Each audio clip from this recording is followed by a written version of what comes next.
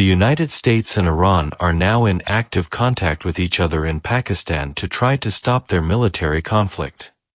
Both countries recently sent senior officials to Islamabad, which is the capital city of Pakistan, for direct meetings.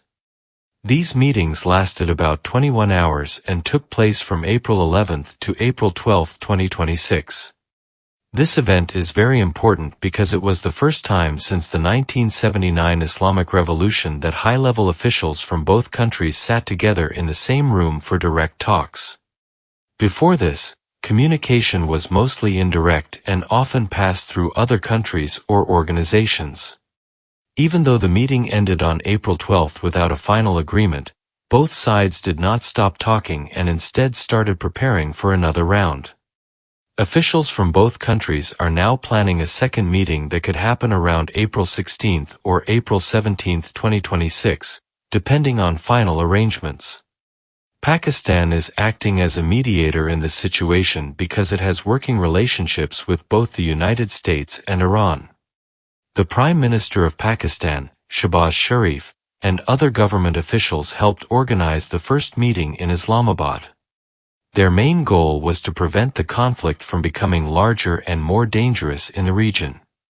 Pakistan also has its own concerns because the conflict has already caused protests and safety problems inside the country.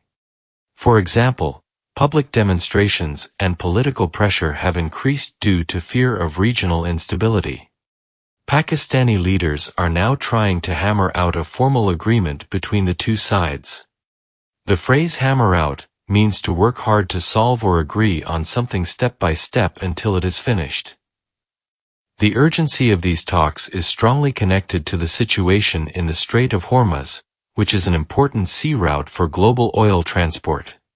On April 13, 2026, the United States military started a blockade on Iranian ports. This means U.S. forces are stopping ships from entering or leaving Iran's ports, which directly affects Iran's oil exports. Because of this action, global oil prices increased to more than $100 per barrel. The United States is demanding that Iran allow free movement of all ships through the strait and stop its nuclear program for about 20 years.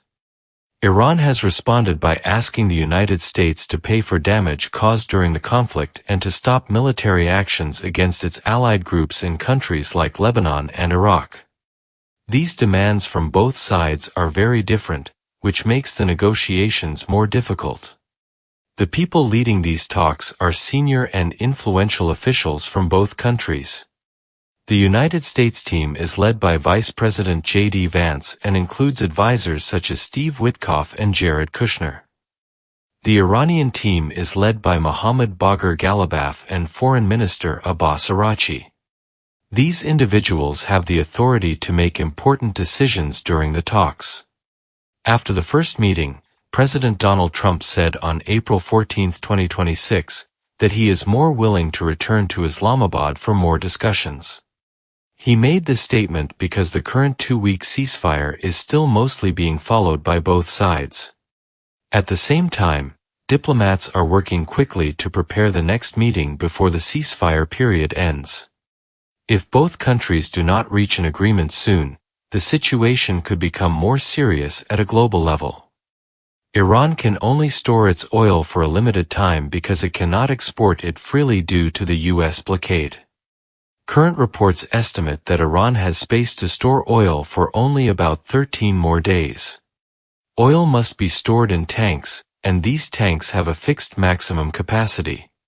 Since ships are not allowed to carry oil out of the country, the oil keeps building up inside these storage facilities. When all storage tanks become completely full, there is no place left to put newly produced oil. At that point, Iran may be forced to stop pumping oil from its fields because it cannot safely store any more. Stopping oil production would create serious economic problems for Iran.